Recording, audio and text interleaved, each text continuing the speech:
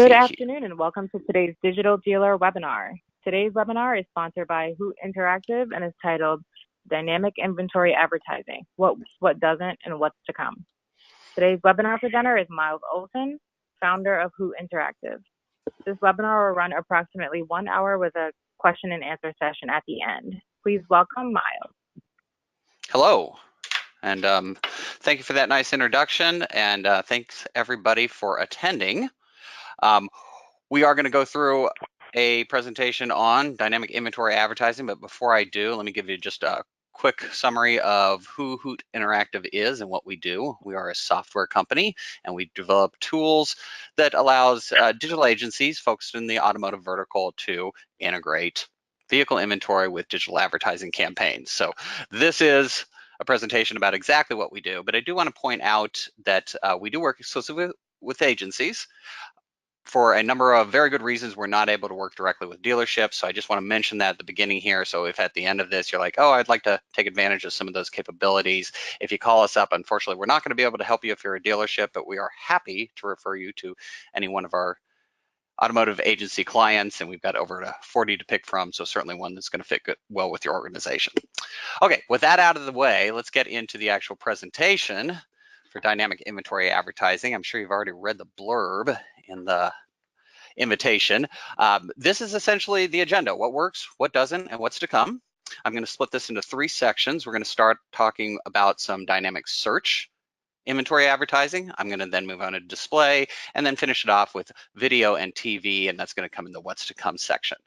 But I definitely want to point out that this is a short period of time to talk. I've got, at best 45 minutes. Certainly can't come anywhere close to doing a comprehensive review of dynamic inventory advertising. So I'm not going to try. Instead, I'm just going to pull out a few applications of dynamic inventory advertising in search, display, and video, and I'm going to use them to reinforce 2 themes. And these themes can be applied comprehensively to all of your dynamic inventory advertising. So we're going to take something larger away from this presentation than just the examples I'm showing.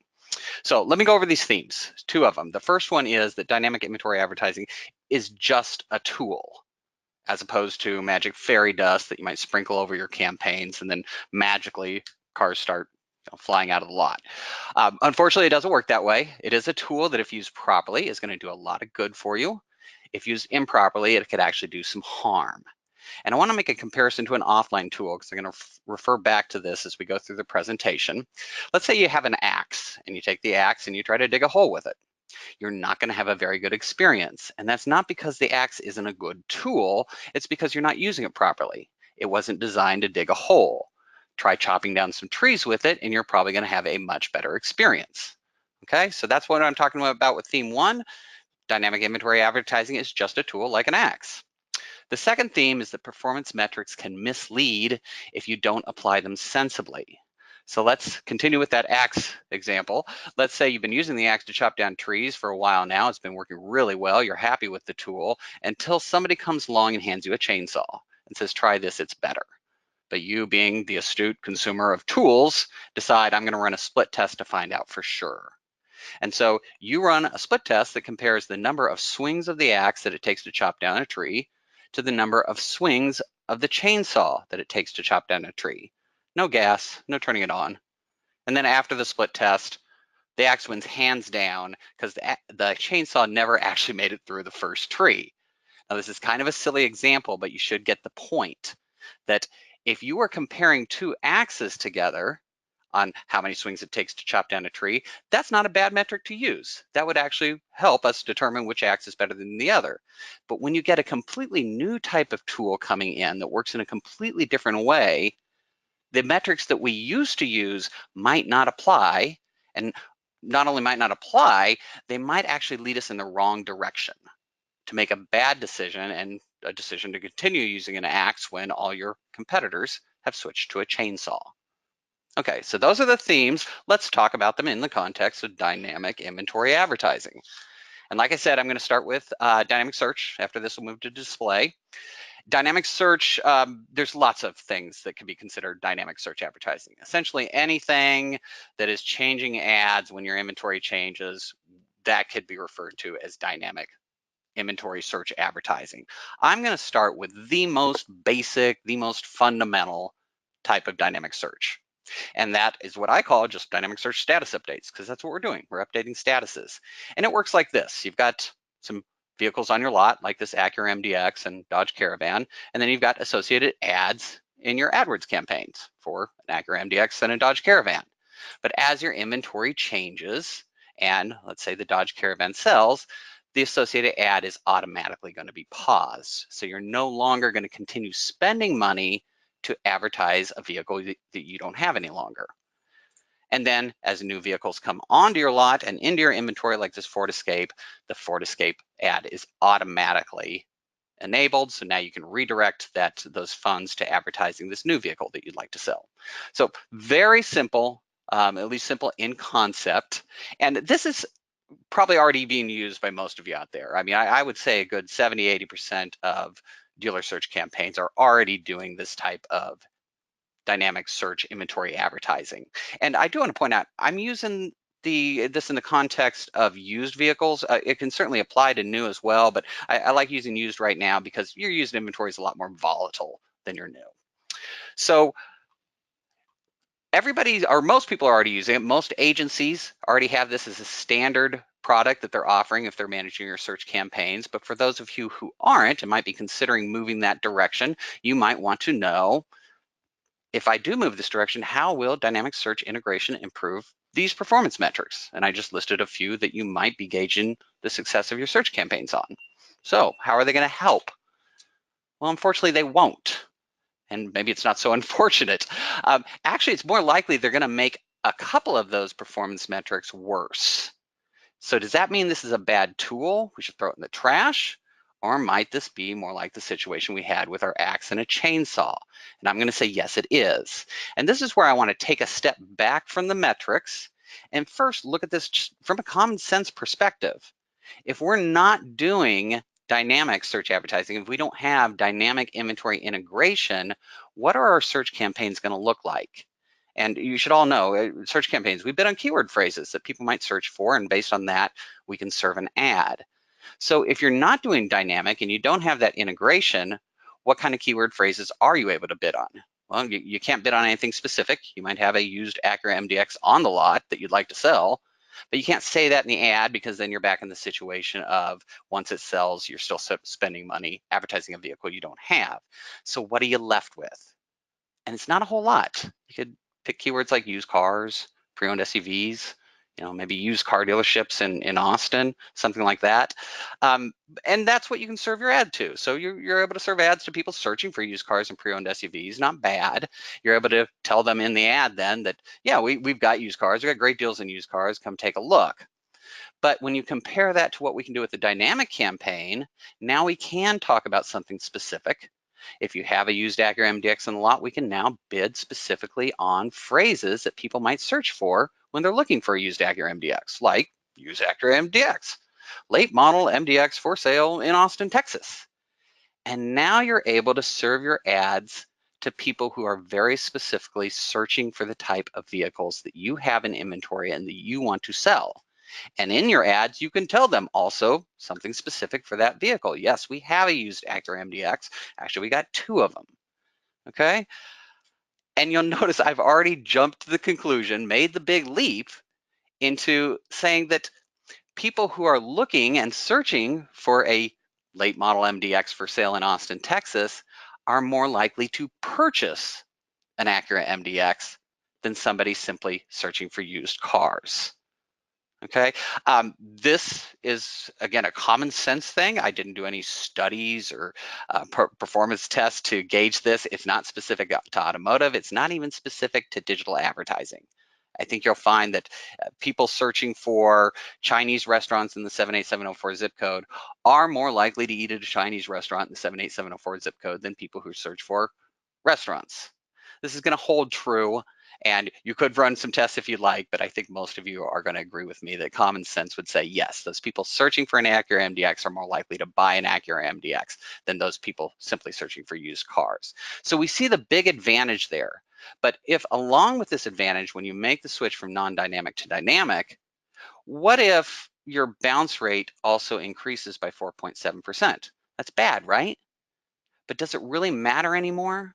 Does it matter that this metric that maybe had some relevance to the performance of your campaign has gotten worse slightly when we've got this much larger advantage of now we're advertising specific vehicles to people who are looking to buy those specific vehicles? And I'm going to say, no, it does not matter. And this is certainly one of those situations where the metrics that we used to look at when we're comparing non-dynamic campaigns are not quite as relevant because we're getting to this new capability, a new type of tool that's going to allow us to get our ads targeted to a much more relevant audience. Okay, so very early into the presentation for me to be lying to you, but I did. There actually is a performance gain on one metric that you can count on pretty consistently, and that's in-store visits. I didn't want to go to this right away because I really wanted everybody to do that stepping back. Let's think of this from a common sense. Let's think about how we're applying metrics before we start to measure them. But in this situation, we can see a very big difference. And unfortunately, most dealers out there aren't able to track in-store visits.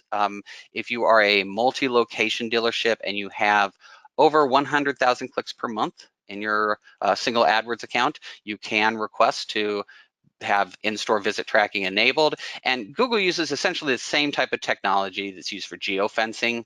So they're actually tracking once somebody clicks on your ad, then when they walk into your dealership with their mobile phone, they're able to track that, yes, that person who clicked now has converted to an in-store visit. So not available to everybody, but available to some, and it has allowed us to make this comparison to which kind of shoppers are more likely to come into the store.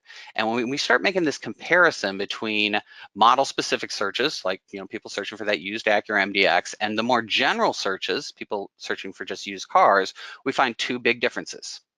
And the first difference is a little surprising, that you will find that more general search for people searching for just used cars or pre-owned SUVs, those searchers are far more likely to convert to an online lead.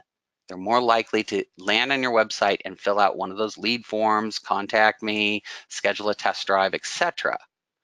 But when we look to in-store visits, the numbers flip, and they flip very dramatically. And we find that even though those searching for model-specific searches don't convert to online leads well, they do convert almost 3 times more likely to walk into your lot and actually, with their mobile phone that can be tracked, which is further down the sales funnel. Certainly that I think most of you would rather have people walking on your lot than simply filling out a lead form and then not coming to your lot. So this is a situation where, again, if you would be using a metric to what you used to measure that you thought was indicative of people that were more likely to end up buying a car, which ones drive the most leads, that actually would have led you the wrong direction and has led a lot, and including me a number of years ago before I was able to see in-store conversion tracking. I also made this mistake because the data was leading us to believe that those people searching on more general used car searches were driving more leads only because we couldn't see what was happening after that. And if you're curious as to why, there's actually a pretty good guess as to why that these numbers are different.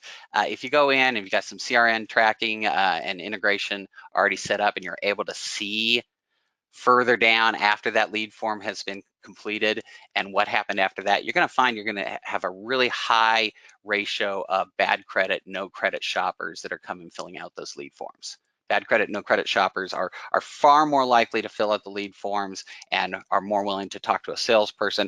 And they're also less concerned about getting a specific model, more concerned about just finding somebody who's going to be able to finance them. Okay, so that pretty much covers the first part of dynamic search, and that would squarely fall in the what works section. So let me get to some stuff that doesn't work. And I'm going to stay within dynamic search here, but now I'm going to talk about a different type of dynamic search, and this is dynamically updating ad content. So here are 3 different ads. They all might be dynamic, but only the second 2 have dynamic content within them. This first ad right here might be a dynamic ad because it goes on and off based on whether they have a Honda Civic or not, but it doesn't have any dynamic content.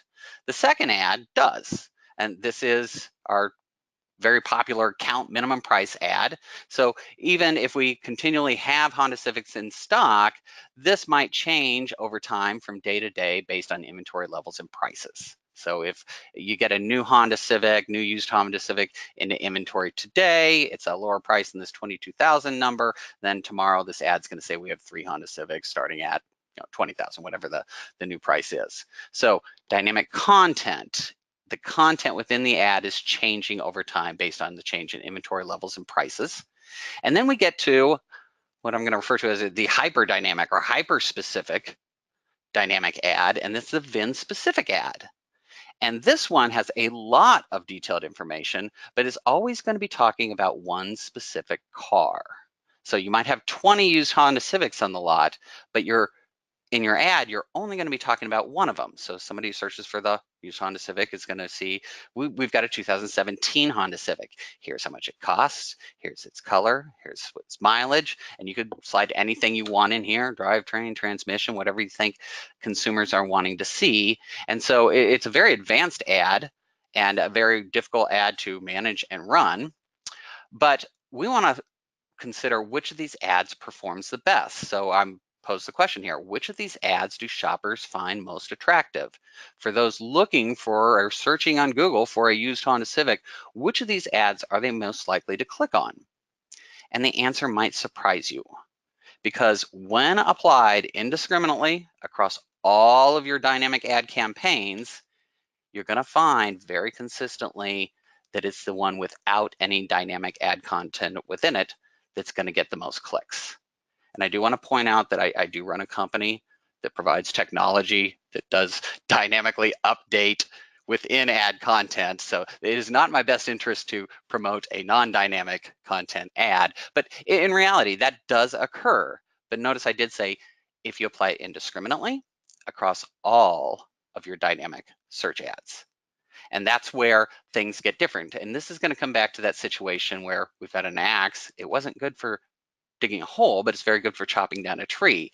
In some situations and some scenarios, dynamic content within your ads is going to perform really well, and it's going to be a really big help, but not everywhere. And if you do start applying it everywhere across the board without thinking about how it's going to play out in your ad campaigns, it's going to ultimately actually hurt the performance of your campaigns.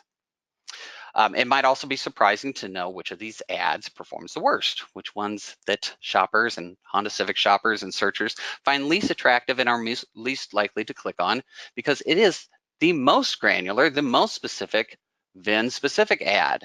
This one that's talking about one specific car, which again might be a little surprising, but not again if you take a step back and we look at this from a very common sense perspective, and you'll find it makes a lot of sense.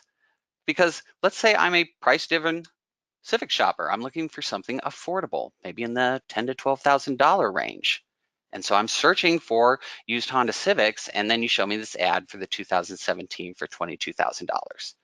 And not going to be appealing to me. And if I had that much money to spend on a car, I'll go and buy a used BMW. So for this type of shopper, looking at this type of ad, you can easily see that no, that's not going to be attractive to them.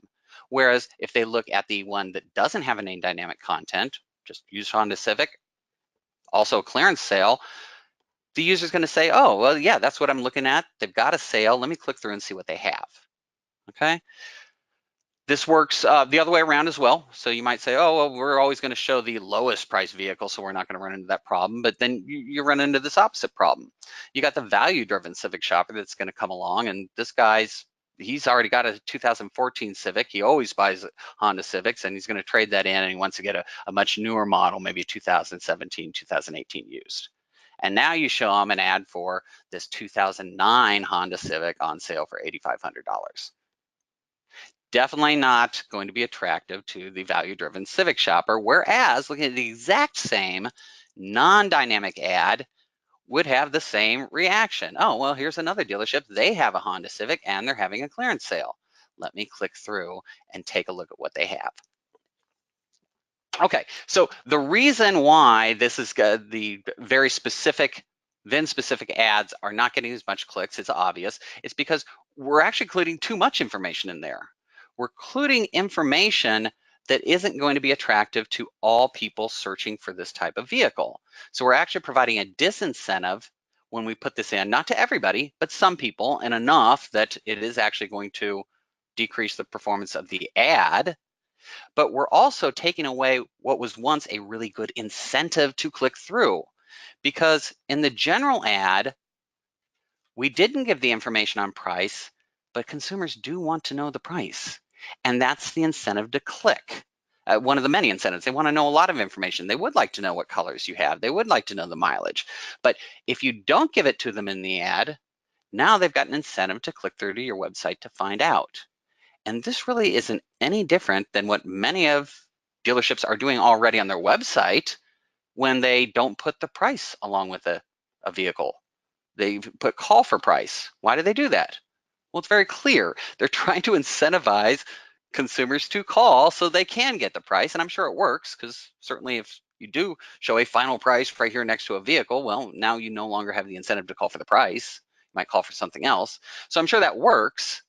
And it works the same way in your search ads. So just the fact that you have the capability and you have the technology that's going to enable you to do a lot of this very advanced dynamic content updates doesn't necessarily mean it's a good idea. And in this situation, it's not a good idea. And it's going to end up, again, doing two things: providing, number one, a disincentive for some people to click through in the ad and get to your website. And for others, pretty much everybody, it's not going to provide that incentive of, if you want more information, you got to come to our website and let us tag you for our remarketing campaigns. Okay, so let's go ahead and move on to one more objection that typically comes up with the VIN-specific ad that I definitely, if I'm going to say the ads don't perform as well as the non-dynamic in general on Google, there is one situation that the salespeople have probably told you when they've come to your dealership and tried to encourage you, yeah, you should run these VIN-specific ads. They might show some sort of article like this. And by the way, I do not want to throw Automotive News under the bus. They are an industry news publication, often putting sensational content out there. They also have a lot of wonderful news coverage. So, but this one is a very old article, 4 years old, actually based on a study that's 5 years old, and it says makes some pretty big claims that, VDPs prove to be the MVPs for online vehicle sales. And my favorite is the one right here: vehicle detail pages, or page views, are the holy grail of efficient digital marketing. And this is when the digital ad salespeople come to your dealership and try to convince you, oh, you should sign on with us. We're going to be able to drive to VDPs from your search ads. And that's the holy grail of efficient digital marketing. And what they're actually saying is that if you drive more traffic to those VDPs, you're going to sell your cars faster. But that's not what the study said. The study that this article and a number of articles was based on actually said something different. It said that they found a very high correlation between the number of VDP views that a particular vehicle gets and how fast it sold. And it was actually what we call a negative correlation, that the higher number VDP views correlated with a lower number of days until sold. Okay, so high correlation. I do want to point out there have been a number of studies since that show that that may not be the case, but let's go ahead and assume it is. Let's assume that consistently in all situations there is this high correlation. Does that mean that if you drive more traffic from your search ads to VDPs, that you're going to sell your cars faster? And I'm going to say absolutely not. And if you remember back to your high school or your college statistics class, you probably remember your professor ranting about correlation does not imply causation. And this is what they were talking about. I also have found a very high correlation between Saturday morning traffic on Interstate 35 and UT football games. Normally, there's not a lot of I-35 traffic in Austin on Saturday morning. But every time I do find just jam-packed, congested traffic, it seems there's always a UT football game going on. Does that mean that high amounts of traffic causes UT football games? Of course not.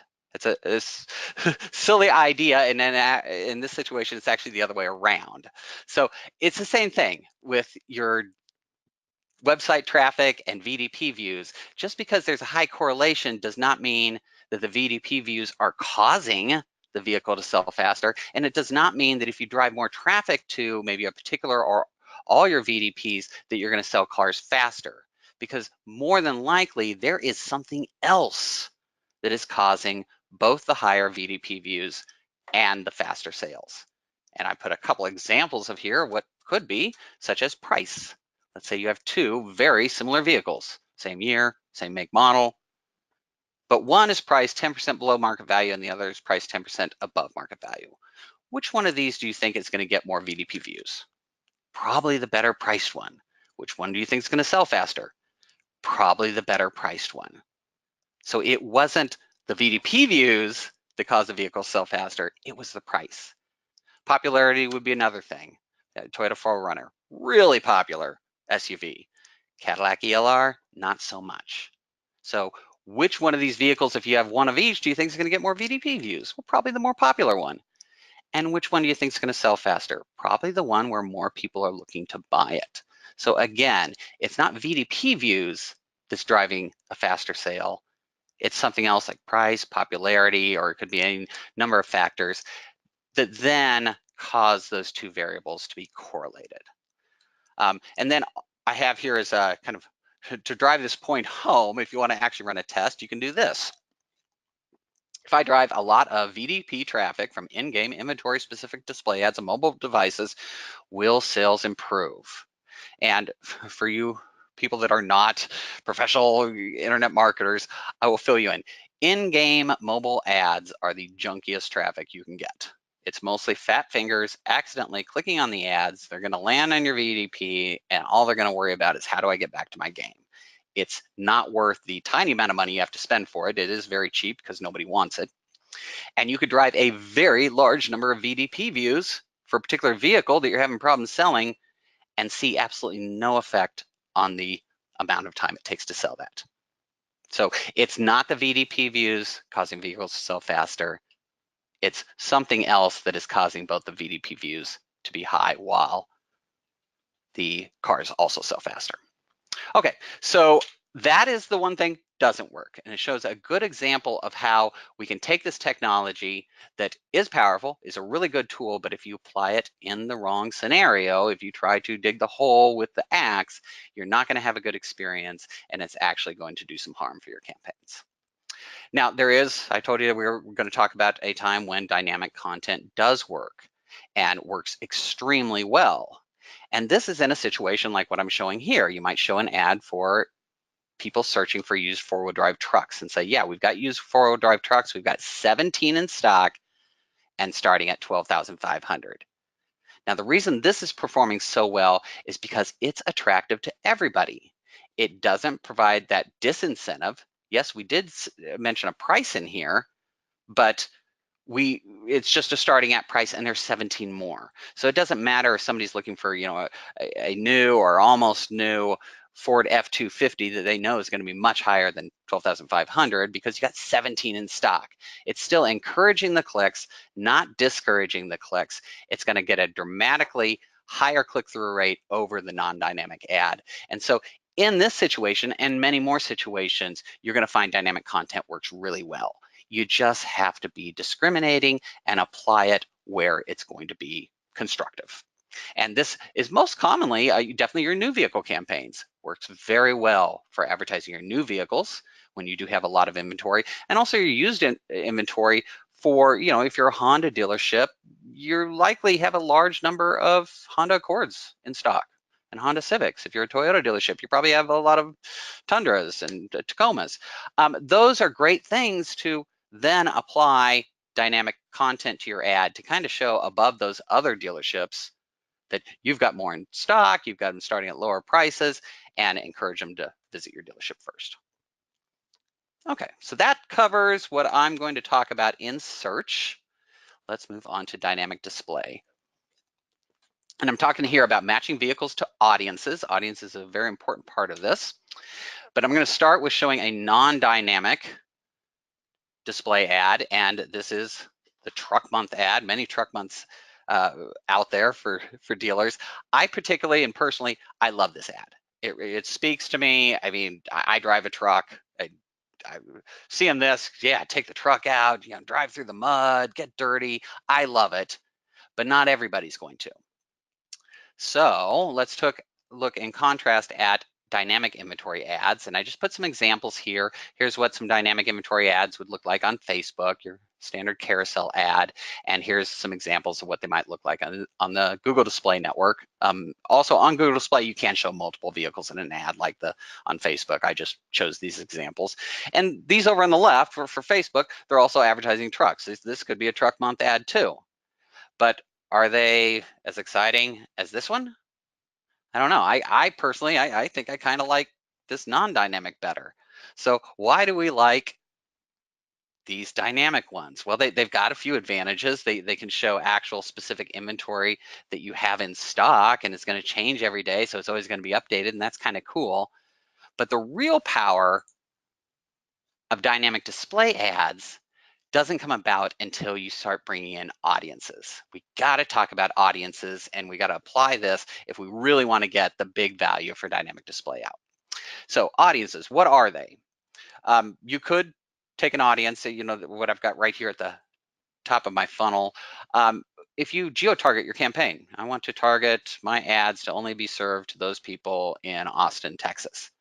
That is an audience. It's really just any way you can group people that you want to be eligible to see your ad. So a geo-target would certainly qualify that if you put that in there. Yes, that's an audience that you would want to serve your ads to if you're a dealership in Austin, Texas, and likely a very good audience for your truck month ad. We can get a lot more granular though. And in digital, we can get definitely far more granular than we can in offline, which is a nice thing to take advantage of. So we can go even further down here and say, well, we know that men are probably more likely to buy a truck than women. So I'm going to now refine my audience and I'm going to narrow it down to just males. Okay, which probably a good idea, is probably going to make the truck month ad perform better, but we must also keep in mind that we just excluded a lot of female vehicle shoppers that might be looking for buying a type of car that you're selling right now. So we'll come back to that, but let's talk about, we've narrowed it down to males in our audience and getting better performance of the ads. We can go further than that, and we can target to behavioral audiences. And this is where I want to spend some time, because this is an area that I think a lot of people find confusing, and rightly so. A lot of it is a black box and must stay a black box, because if not, if all the information is exchanged on how these behavioral audiences are put together, there'd be some very serious privacy concerns, and we wouldn't have this option available for much longer. So let me talk about behavioral. What is that? I'm going to talk about it first in the context of Google, because I think we all know Google the best and the ways that they're involved in our daily lives. So Google knows a lot about us. They certainly know where we're located for that geo-targeting. I've got an Android phone, and sometimes it pops up and says, oh, you're a 15-minute drive from home. But I never told Google where my home was. I don't have it connected to anything that told them where my home was, but they do have that geo tracking, and they probably notice that between midnight and 6 p.m. pretty much every day they find me in one place, probably home. Okay, so they're able to derive information from that geo targeting. They're also able to derive a lot of other information like my behavior for search. So if I go to Google or any Google search partners and I start searching for, I'm looking for a new GM Sierra pickup truck, Google knows that. And that's going to give a slight indication that, well, maybe this guy might be searching to buy a new GM Sierra pickup truck. But they are also able to see my behavior across browsing across the web. There's very few websites in the world that don't have Google Analytics installed on it. There's a lot of other ways that Google has their fingers in the data of where users are traveling on the internet, what sites they're looking, and certainly they're indexing all of these sites for natural search results. And they know the keyword density, so they could see that, gosh, this guy's gone to a number of websites, maybe some of the aggregator websites like a cars.com or a Auto Trader, and I've been looking at a lot of pages that are contextually dense with truck terms, new truck terms, and GM Sierra terms. And so by putting all this information together, they're able to, on a kind of ID basis. They might not know that it's Miles Olson, but they definitely do know that there's this little digital fingerprint that is associated with this user that has been doing searches, that has been using his mobile phone, that has been browsing truck web pages and reviews, that they're able to kind of create a profile and say, yes, this is a person who's very likely shopping to purchase a car, and not just a car, but a truck, and maybe even more specific than a truck. They could get it down to as granular as a GMC Sierra make, model. Okay, this is very powerful. It's very good data. It does go beyond Google. I think I would probably estimate there's probably more dealers doing this dynamic display on Facebook than Google, and that's just a guess, but it kind of seems that way. Facebook also has it. They don't have all of the reach Google has with their own properties, but they work with a lot of third-party data partners, such as Oracle Data Cloud, which is very common. I think the vast majority of digital agencies in the automotive vertical out there already have some sort of relationship with Oracle Data Cloud, and they're probably already using these on your campaigns. And they're able to target ads for your GMC Sierras, if that happens to be the truck you have, to people that are currently in market, maybe for a new truck or maybe specifically that make model. But one thing we should note here, that as we move down here to get more granular and more granular, from just geo to, oh, just males in the geo, okay, just males in the geo that are in market for a new truck, and then down to just the GMC Sierra, as we get more granular, our volume also declines. Performance probably gets better, but we get less of it for less people, and that's important. And when we get down here to the last one, behavioral retargeting, and retargeting it's behavioral as well. It's also my or any other shopper's behavior, because now they went to your website and we're tracking their behavior, that they looked at this particular VDP for a 2018 GMC Sierra. And so definitely it makes a lot of sense. It might not be 100% that we know everybody who looked at that VDP is shopping for Sierra, but very likely most of them are shopping for that car. So it makes a lot of sense, and you're going to get some really good performance results out of retargeting with that same vehicle or that same type of vehicle. But the problem is there's not a lot of them. There might have only been 15, 20 people that looked at that particular VDP over the last maybe 30 days that you set your cookie duration for. So while it's highly granular and it's going to have really good performance, we've got a volume issue here. And that's why you would never want to do dynamic retargeting or dynamic remarketing on one specific vehicle, on just that one 2018 Sierra. No, of course, you install that dynamic pixel or that dynamic remarketing script to fire on all your VDPs. So if you got 400 vehicles on the lot, you're remarketing for all 400 vehicles, again, still showing every single site visitor the specific, either exact vehicle they were looking for or very similar vehicles that kind of match that profile. But we could do this with the non-dynamic ad. We could, for the people who looked at 2000 GMC Sierras on your website, you could still show the truck month ad and it would work really well. But of course, we want to get to all those other vehicles, and even as we kind of move up the funnel here again, we wouldn't want to advertise to just the new truck shoppers, because there's also SUV shoppers, and there's sedan shoppers, and coupe shoppers, hybrid shoppers, and you've got these cars and you want to sell them. So let's not ignore them, because volume is also important.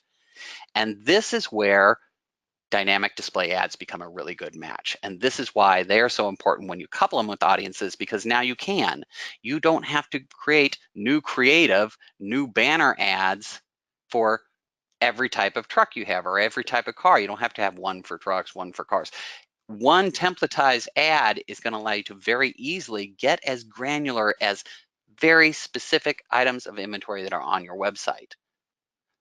So kind of summing this up, you can see how, yes, if you're just looking at dynamic inventory ads and what they look like to consumers, likelihood to click on this compared to something else, it's not that exciting until you get to the situation where we're associating with the audience. And now we can very quickly, very rapidly launch campaigns that are taking into consideration a lot of different types of consumers, what they're looking for, and show them the right vehicles. So now that we've got to that point where we're able to take advantage of these in-market or intender audiences, as they're sometimes called, would we still want to show the truck month ad to everybody? Would we still want to show it to Kathy over here, who's a grad student, and she's looking for an economical hatchback? So I always encourage dealers to kind of look at, what would you do if somebody walked into your lot? Because more often than not, you're going to want to do the same thing in your digital advertising campaign. So if Kathy walks into your lot and says, "Hi, I'm looking for an economical hatchback," would you ever respond with, "Well, you're in luck, Kathy, it's truck month. Come and take a look at our trucks"? Probably not. I don't think there's going to be a faster way you can chase Kathy off your lot. Shouldn't do it in your digital advertising campaigns either. Once we know what people are looking for, the thing that makes sense is to show them the vehicles that you have in inventory that they're most likely to buy. And this is where you're going to get the best success. And this is kind of driving home my theme number one, that the key to successful digital advertising is not dynamic inventory ads, because that's just a tool. The real key is relevancy. Serving up ads for products to consumers that are most likely to buy those products. That's what wins the advertising game. Dynamic inventory ads is one tool to get that relevancy so you can get that better performance. Okay, so that concludes the display section. Now we can move on to dynamic TV advertising, the convergence of traditional TV programming and digital ad serving capabilities. That is a mouthful. So good thing I've got more slides so we can explain what I'm talking about here. I'm going to start this out that this is actually not a what's to come. This exists now. This is a product that we rolled out earlier this year. We think it's pretty nifty. It's called a dynamic video ad, and it works pretty similar to a dynamic display ad, because it starts with a template, but now it's a video template rather than a banner ad template, and it changes. So kind of some of the components here, it starts with a filter that the user or the campaign manager can define to determine what vehicles they're going to want to show in the ads. And if I remember correctly, this one was wanting to do, I think they set their filter, we want to promote Outbacks, and they want to select one Outback of each trim. And that was going to be the selection criteria. And then they said they wanted it to be the lowest price of each so they can use a starting at number. So, check out the 2018 Subaru Outback 2.5i. It starts at $33,000. Okay. Then it is connected to your inventory feeds, so it can automatically update. So as that lowest price Outback 2.5 is sold, it's automatically going to get replaced. So as your inventory changes, the ad also changes, and it's always current. And think of this in the context of maybe a used specials ad. Again, that used inventory is a lot more volatile than new inventory. You would never want to produce a video ad that said, "Hey, look at this particular used special. We've got this Jaguar MDX running for this price," because as soon as it sells or as soon as you change the price, all of a sudden you got to produce a new video ad, and that would take a lot of time. That would take a lot of resources. You don't want to spend the money on that kind of stuff. Whereas with a dynamic video ad, that happens automatically. So you've got some capabilities you didn't have before, which is nice. Hopefully you were able to see just by seeing the images here that I was kind of relating this back to our dynamic display ads, that now we can have different ads showing different vehicles, and those can get matched to those in-market audiences. So that's very good for the performance of our campaigns. But as I was getting to here, that is all digital pre-roll, in-stream, in-banner, not TV. TV is still very effective. It's still a huge portion of many dealers' advertising budgets, and TV is still very popular. Consumers are still watching a lot of TV.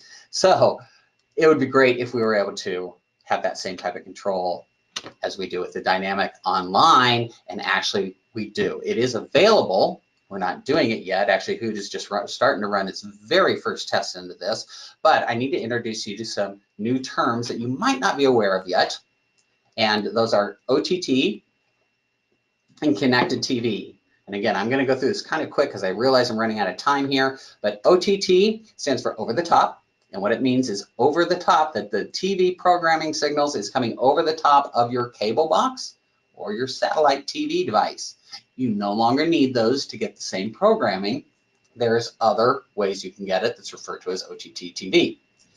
The other term that's commonly used is connected TV, which is almost the same thing, but that's referring more to the device, that big screen in your living room. If you're using that with, say, a Roku or something like that to bring programming, whether it's OTT or something else, onto that screen, that would be referred to as connected TV. And already over a third of the US population already has the devices and the connections and is already using connected TV, whether it's for OTT actual programming or not. I want to focus a little more on the OTT because this is TV. This is TV as we've always known it. It's the same programs, the same channels. It's, you know, whether you're doing Dancing with the Stars on NBC or Daily Show on Comedy Central or Monday Night Football. It is TV programming. It's the same real-time delivery. You certainly can't watch the Monday Night Football game until Monday when it starts, and you're not going to be able to watch it after that unless you had some sort of DVR capability. Real-time delivery, same non-skippable ad formats. Go get a snack if you want, but the ad is going to run, and it's the same full-screen experience, meaning that there's not that additional navigation around. Oh, here's some other videos might be interested. Here's the responses to the video. It's TV. The only difference is for users is they write their check out to somebody new other than the cable company or the satellite TV company. And I've got kind of listed, these are kind of the bigger players now that are rising up. I think Sling TV is in the #1 position. And if you already have something like a Roku, that's what I use, you already have access to this. You don't need cable anymore, or at least the cable company. You can get the same programs through your Sling app on your Roku or the DirecTV Now. I think there's a few of these on there. So for consumers, it looks exactly the same. It's still TV, which they know and love. But for us advertisers, it's very different because now we have the capabilities that we have online, we can bring to the what was once offline TV, which includes the programmatic media buying and behavioral targeting, which we feel goes very well with dynamic video ads. So to sum up the TV part of it, future TV, it appears it's not changing much for viewers. It looks a lot like it did 10, 20, 30 years ago, but it's changing dramatically for advertisers. We're getting a lot more capabilities, and you can expect over the next year or two, you're going to be hearing a lot more about these terms like OTT and connected TV. And that is where I'm going to stop the end. Please use dynamic inventory advertising responsibly and open it up for questions.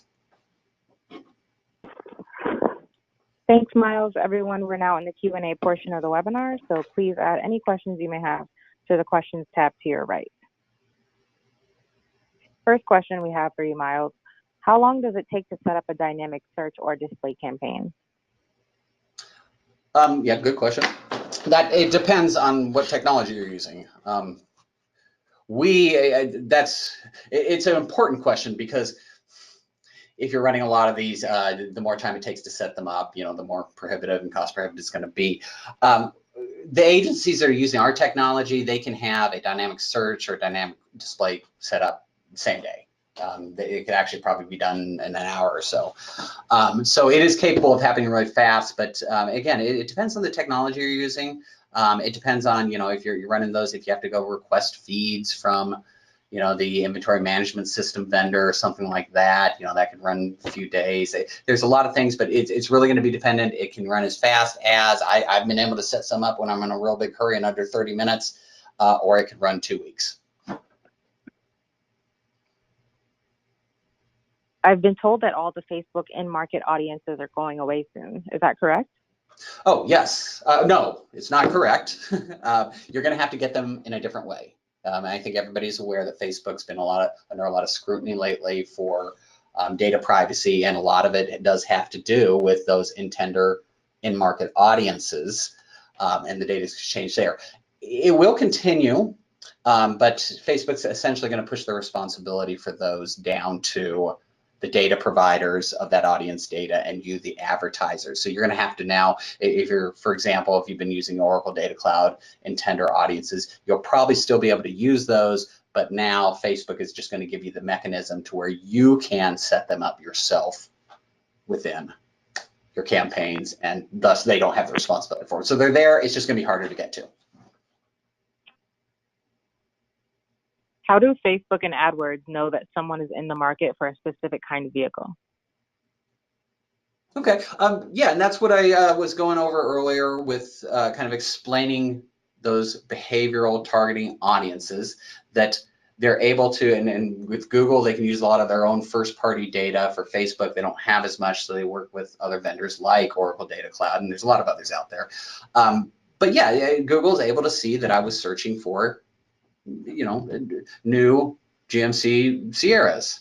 And they flagged that, the data, along with some digital fingerprint ID that went along with me. They're able to see that I was browsing to a number of sites that they also index for natural search results that tend to have a lot of content about new trucks. So they're able to see all this data, and then certainly the process gets very complicated, but the concept is not complicated. They're able to pull this data together and say, wow, this person's browsed to new truck web pages, they're searching for new trucks, they're reading reviews for new trucks, and put those together as a good indication that that person's likely shopping for a new truck.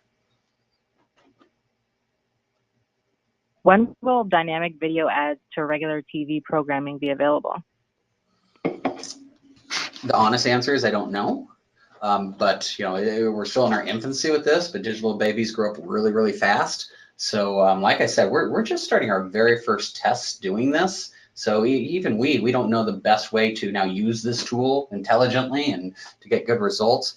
But I would certainly expect as early as 6 months, this will be commercially available. And within a year or two, I'm expecting it's probably going to be somewhat commonplace. If dynamic advertisements are increasing ad relevancy, why would bounce rates increase? Well, I was using that example in relation to comparing a non-dynamic search to a dynamic search campaign. So people searching for general used cars versus a specific make model, like a use accurate MDX. So if they're searching for used cars and they don't have a specific one in mind, and you drop them on a used car page with all inventory, I think it would make a lot of sense that they might navigate around more than somebody looking for a use accurate index. That you drop them on the MDX search results page and it shows the 3. The fact that they then say, okay, there's this 3, let me bookmark this and I'll come back to it, and they go away. That doesn't mean they're not interested in your cars and somebody who's likely to buy an accurate MDX. It just means they didn't go to another web page. So that's how one way it could happen. Great. Well, thank you so much for attending today's webinar, and thank you to Miles and Who Interactive for some great content. To view this webinar on demand and future Digital Dealer webinars, please visit digitaldealer.com/webinars. Thank you and have a great day.